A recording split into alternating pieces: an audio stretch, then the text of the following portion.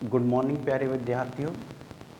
पिछले वीडियो में हमने जो है वर्ड, फ्रेज, क्लॉज, सेंटेंस के बीच में क्या अंतर होता था इसे जान चुके हैं। आज हम इस वीडियो में, आज की क्लास में हम नाउन क्लॉज के बारे में पढ़ेंगे। लेकिन आपको पहले पुनः एक बार याद दिला दें कि हमने क्लॉज दो तरह के बताए थे, डिपेंडेंट और इंडिपेंडेंट क्लॉज। डिपेंडेंट क्लॉज जिनका सब्जेक्ट और प्रेडिकेट तो होता है, लेकिन ये कंप्लीट मीनिंग नहीं देते। ये अपने मेन मीनिंग के लिए किसी सेंटेंस के मेन हिस्से पे, यानी जो इंडिपेंडेंट क्लॉज होता है या जिसको मेन क्लॉज कहते हैं, उस पर डिपेंड होता है।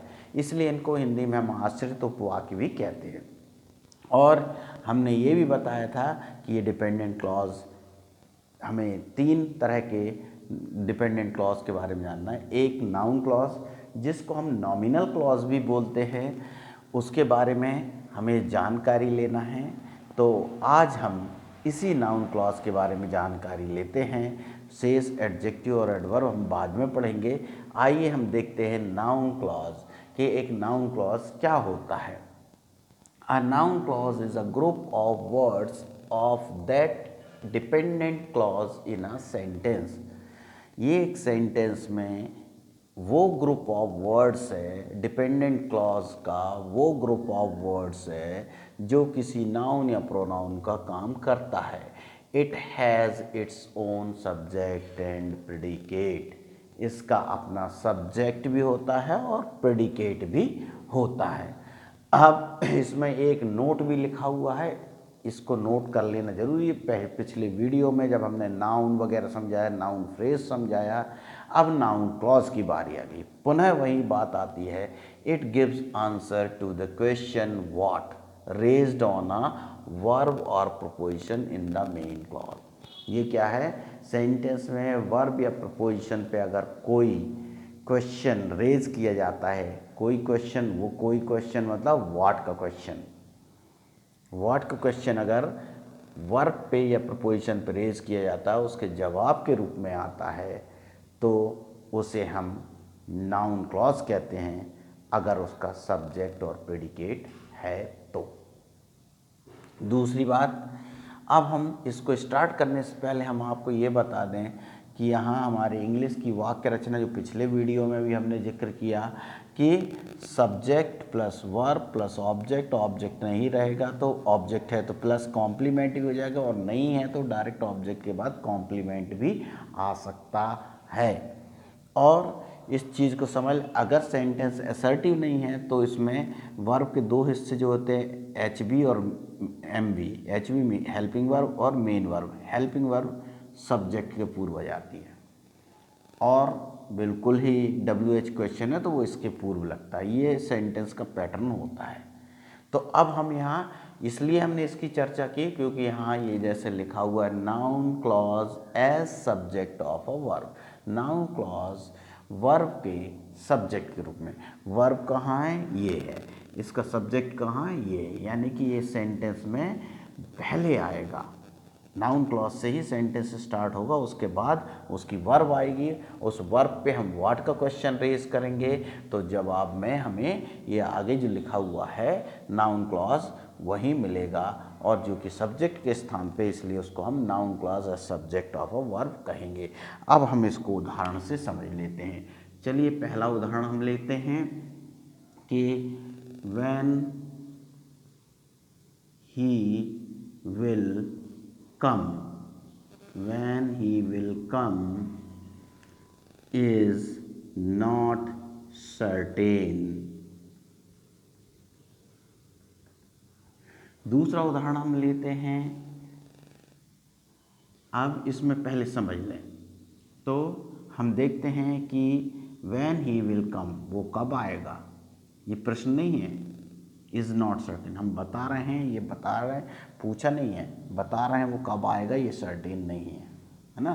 ये समझाने का प्रयास कर रहे हैं, यहाँ कोई प्रश्न नहीं पूछ रहा है, समझाने का प्रयास किया जा रहा है। इसलिए आप देख भी सकते हैं कि यहाँ विल पहले नहीं है, यहाँ ही पहले है। नहीं तो हमने ये बताया, ये मतलब सब्जेक्ट, वर्ब और ऑब्जेक्ट के पैटर्न पर ही है। लेकिन अगर वो क्वेश्चन होता तो ये विल आगे हो जाता, वो WH और फिर बाद में ये विल, तब वैसे। तो अगर क्लॉज के रूप में है तो हमें वैसा नहीं लिखना है, पहले जब वैन है वो कंजंक्शन होगा ऐसे में, और ये ही हमारा सब्जेक्ट आएगा, फिर बाद में विल हमारी जो है हेल्पिंग वर्ब आएगी। इस तरह से अब हम देखते हैं, इज वर्ब है यहाँ पे, उस पर क्वेश्चन उठाते हैं what is not certain, when will he come, वो कब आएगा, यानी कि व्हाट क्वेश्चन का जवाब है, तो ये तय हो गया कि ये नाउन क्लॉज है। अब इसका सब्जेक्ट ही है, विल कम उसका क्या है, प्रेडिकेट है। तो ये ग्रुप ऑफ वर्ड है जो सब्जेक्ट और प्रेडिकेट के साथ है, तो ये भी तय हो गया कि ये क्लॉज है। अब चूंकि व्हाट का जवाब है तो ये नाउन क्लॉज है। अब चूंकि सब्जेक्ट के स्थान पे आया तो ये नाउन क्लॉज है, सब्जेक्ट ऑफ अ वर्ब है। अब हम अगला देखते हैं, why he left the palace is a mystery, उसने महल क्यों छोड़ा, ये एक मिस्ट्री है। ठीक वैसे ही है, अब यहाँ वन है और बाकी आप समझ सकते हैं कि ठीक वही बातें इसमें भी हैं जो हमने पूर्व में समझाई हैं। आप उसको पुनः वही सारे क्वेश्चन, वो सारी बातें देखेंगे तो वो सारे जवाब आपको यहाँ मिलेंगे, जो ये बता देंगे कि ये नाउन क्लॉज है, सब्जेक्ट ऑफ अ वर्ब है। अब लेते हैं that he would help us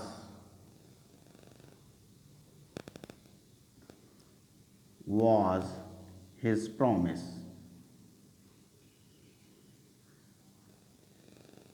तो इस तरह ये दैट से भी स्टार्ट हो जाता है। अब हम देखते हैं बी टाइप में, सेकेंड, नाउन क्लॉज एज, अभी हमने लिखा था सब्जेक्ट, अब हम क्या लिखते हैं, ऑब्जेक्ट ऑफ अ वर्ब। अब noun clause as object of a verb देखते हैं। तो noun clause as object of a verb कैसे, अब यहाँ आप समझ सकते हैं कि सब्जेक्ट की जगह पे अब क्लॉज नहीं होगा, बल्कि वर्ब के बाद ऑब्जेक्ट आता है तो क्लॉज वर्ब के बाद होगा। देखते हैं, ज़्यादातर डायरेक्ट से इनडायरेक्ट नरेशन बनाते हैं तो हम देखते हैं कि उसमें यही होता है कि वो ज़्यादातर noun clauses object of verb होते हैं, सिर्फ जहाँ टू कंजंक्शन लगता है वहाँ को छोड़कर, वहाँ सिंपल सेंटेंस बन जाता है। तो he said that he would पास, उसने कहा कि वो पास हो जाएगा। अब हम यहाँ पे देखते हैं, ही सेड तो अपने आप में सब्जेक्ट हो गया, ही सेड हो गया ये वर्ब, ये अपने आप में इंडिपेंडेंट है। और इसके ऊपर क्वेश्चन उठा व्हाट, तो अपना व्हाट का जवाब है दैट ही वुड पास, और हम इसमें देख रहे हैं सब्जेक्ट भी है और प्रेडिकेट भी है, लेकिन दैट ही वुड पास अपने आप में मीनिंग नहीं देता, ये का अपने मीनिंग के लिए ही सेड पर आश्रित है, यानी कि ये डिपेंडेंट क्लॉज है।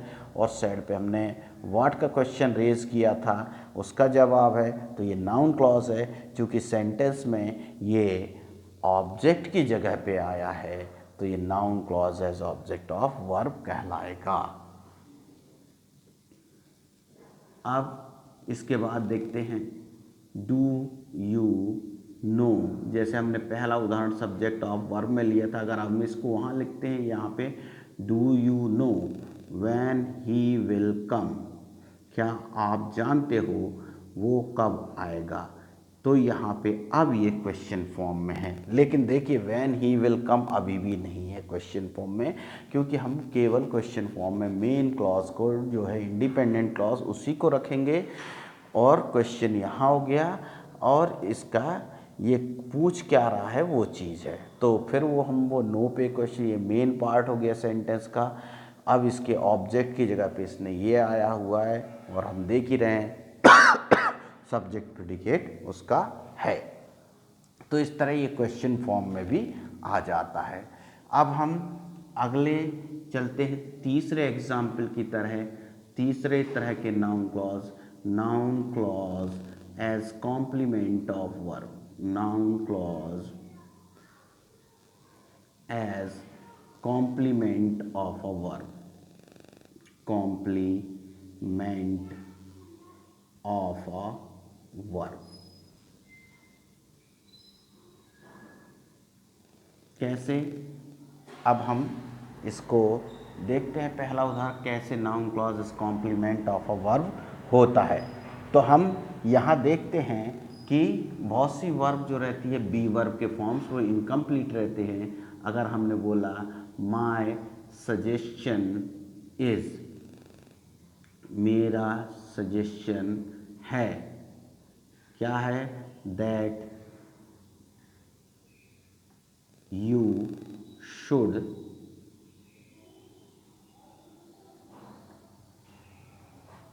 कंसल्ट अ फिजिशियन या doctor, you should consult a doctor. तो अब हम देखते हैं यहाँ इस वर्ब जो है, अगर हम बोले माय सजेशन इज तो वर्ब है, लेकिन व्हाट इज, अब वो वॉइस के बाद व्हाट जो इनकम्प्लीट प्रेडिक्शन है उसको, उस प्रेडिक्शन को कंप्लीट करने के लिए ये क्लॉज आया हुआ है, तो इसे noun clause as complement of verb कहेंगे, क्योंकि ये इनकम्प्लीट प्रेडिक्शन को उसने पूरा किया, प्रेडिक्शन को कंप्लीट किया है। तो इस तरह ज़्यादातर is, am, are, was, were, will be, shall be, can be, इस तरह के हो सकते हैं जो सेंटेंस को इनकम्प्लीट प्रेडिक्शन के साथ छोड़ें। उसको कंप्लीट करने के लिए ये आगे हमारा अगर क्लॉज आता है, वहीं सारी बातें व्हाट का जवाब होता है, तो noun clause as complement of verb कहलाता है। हम इसके और भी उदाहरण देख सकते हैं, एक दो उदाहरण और ले लेते हैं। जैसे एक इकोनॉमिक्स में हार्ड लेबर दस की डेफिनेशन है मनी के बारे में, money is what money does, what money does. So money is what money does. Money is incomplete है, पैसा है, मुद्रा है, क्या है, व्हाट मनी डज, जो मुद्रा का कार्य करती है। तो यहाँ ये जो इतना पोर्शन है ये noun clauses complement of verb के रूप में है। तो अब आप noun clauses complement of verb भी समझ में हो गए कि जो इनकम्प्लीट प्रेडिक्शन अगर इतना छोड़ते हैं तो इनकम्प्लीट प्रेडिक्शन है। अभी हमने जो लिखा था उसने सेंटेंस को कंप्लीट किया, कंप्लीट प्रेडिक्शन किया, तो उसके प्रेडिकमेंट के साथ आया। तो इस तरह हम क्या है उसको क्या बोलेंगे, noun clauses complement of verb कहेंगे। अब हम नाउन क्लॉज की अगली कैटेगरी जो है वो है, अभी तक हमने नाउन क्लॉज को सब्जेक्ट, वर्ब के सब्जेक्ट या ऑब्जेक्ट के रूप में देखा। अब सब्जेक्ट और ऑब्जेक्ट क्या है, वो डायरेक्ट वर्ब भी हो सकती है, indirect sub means as subject, direct subject और इनडायरेक्ट सब्जेक्ट भी, ऐसे और प्रकार भी बनाए जा सकते हैं, लेकिन हम केवल ऑब्जेक्ट ऑफ अ वर्ब के रूप में ही लिया है हमने। अब उसमें object of a direct verb, object of an indirect verb, ये भी कहा जा सकता है। Noun clause as object of a preposition. हमने यहाँ एक चीज़ ऊपर बोली थी कि सब्जेक्ट और ऑब्जेक्ट, और पिछले जो वीडियोस में हम ये बार बार बोलते रहे कि दो क्या चीज़ होती है, noun clause as object of a preposition. तो वो क्या है, प्रपोजिशन के या वर्ब के सब्जेक्ट या ऑब्जेक्ट बनते हैं, यानी सब्जेक्ट और ऑब्जेक्ट वर्ब के या प्रपोजिशन के होते हैं। तो अब हम यहाँ देखते हैं कैसे। Pay attention to, pay attention to what he is going to show,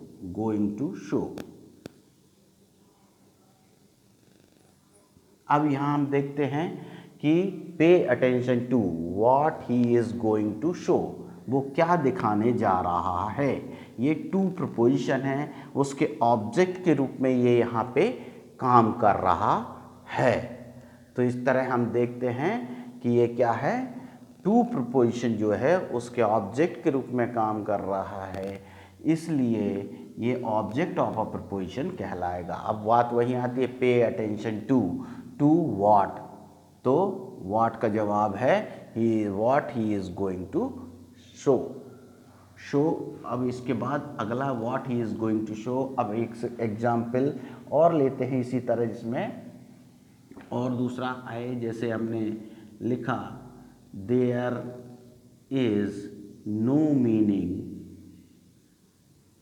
there is no meaning in, there is no meaning in what he has said। तो यहाँ पे हम देख रहे हैं वही बात आएगी, इन what, मेन क्लॉज है, ये डिपेंडेंट क्लॉज है, और यहाँ पे इन प्रपोजिशन का ऑब्जेक्ट के रूप में है व्हाट ही हैज सेड, ये उसका जवाब है। इस तरह ये noun clause as object of a preposition हो गया। अब एक और उदाहरण ले लेते हैं, let me listen, let me listen to what he is going to say, तो यहाँ फिर वही उसका टू का जो है ऑब्जेक्ट है, जो कि प्रपोजिशन है। इस तरह ये noun clause as object of preposition कहलाया। अब अंतिम जो उसका प्रकार है वो हम देखते हैं, नाउन क्लॉज इन एपोजिशन, नाउन क्लॉज इन एपोजिशन। अब एपोजिशन का मतलब क्या होता है, एपोजिशन शब्द जो है ग्रीक या लैटिन भाषा के उससे लिया गया है, जिसका मतलब जो एपोज शब्द से लिया है, अपोजिशन नहीं है, एपोजिशन है, ओ नहीं है, आगे ए है। एपोजिशन मतलब होता है प्लेस्ड बाय द साइड, किसी के बगल में रखना। किसके बगल में रखा जाता है, ये कोई नाउन है और उसके उस नाउन के लिए कोई दूसरा और नाउन है जो हमें दूसरों को बतलाने के लिए हम इस्तेमाल करते हैं, तो उस नाउन के बगल में इस नाउन को रख दिया जाता है। तो वो जैसे उन्होंने कहा Mr Lal the bank manager of this bank, या the manager of this bank, तो मिस्टर लाल तो ठीक है जो नाम हो गया, उसके बगल में the manager of this bank जो है वो एपोजिटिव नाउन फ्रेज कहलाता है, क्योंकि वो मिस्टर लाल को ही रेफ़र कर रहा है। यानी कि एक नाउन उसके बगल में जो दूसरा नाउन आ जाता है जो उसके पहले वाले नाउन को रेफ़र करता है, तो वो नाउन एपोजिटिव नाउन कहलाता है। अगर वो फ्रेज है तो वो एपोजिटिव फ्रेज कहलाता है। इसी तरह ये उस नाउन के बगल में क्लॉज आएगा तो ये एपोजिटिव क्लॉज कहलाएगा, यानी कि नाउन क्लॉज इन एपोजिशन कहलाएगा। देखिए उदाहरण से हम इसको समझते हैं। अब जैसे हमने पहले एक उदाहरण लेता है, माय सजेशन इज, अब हम लिखे it was my suggestion, it was my suggestion,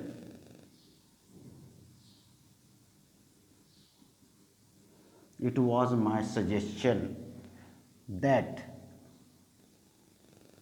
he should consult a doctor, he should consult a doctor, consult a doctor।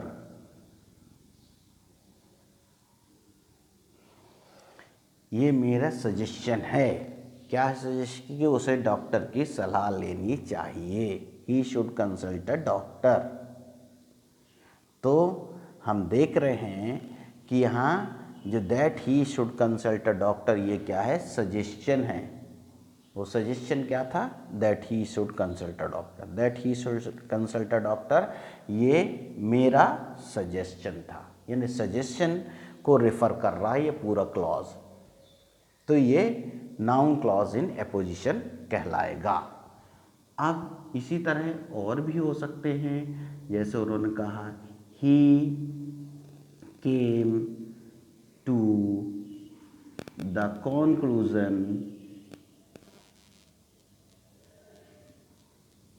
that the world is nothing but an illusion।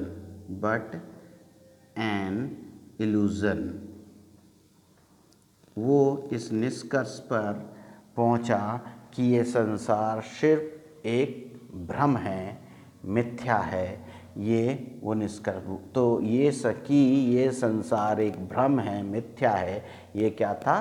Conclusion जो noun है और इसी के refer कर रहा है, तो ये क्या कहलाएगा? नाउन क्लॉज इन एपोजिशन कहलाएगा। अब देखते हैं the news that he died in the accident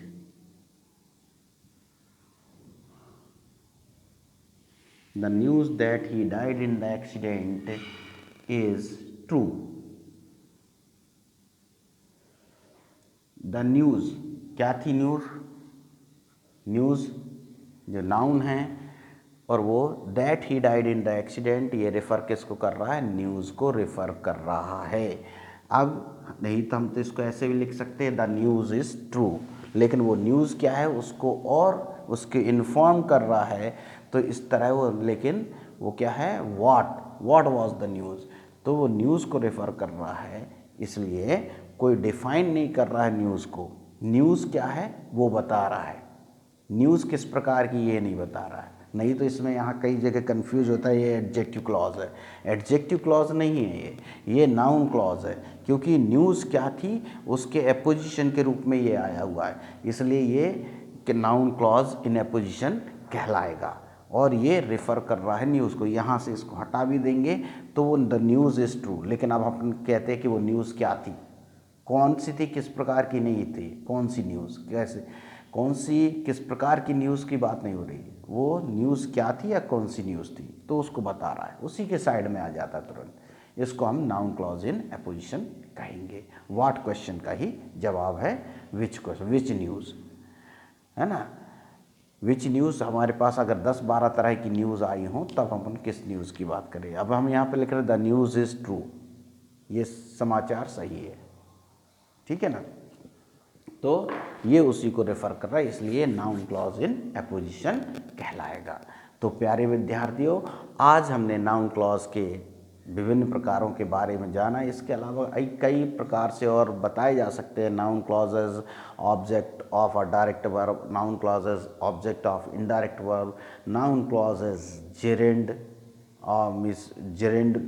जेरेंडिव noun भी हो सकता है, इन्फिनेटिव नाउन भी हो सकता है। तो ऐसे और भी प्रकार बनाए जा सकते हैं, लेकिन हमारे ये 5 मेन प्रकार होते हैं, वो सब इसी में इंक्लूड शामिल हो जाते हैं। तो आज हम अपनी यहाँ क्लास समाप्त करते हैं। अगले क्लास में हम एडजेक्टिव क्लॉज के बारे में पढ़ेंगे। तो आज के लिए यहाँ हम आपसे इजाज़त चाहेंगे। अगले क्लास में, अगले वीडियो में मैं एडजेक्टिव क्लॉज के साथ आपके सामने हाजिर होऊंगा। Have a nice day, good day, thank you.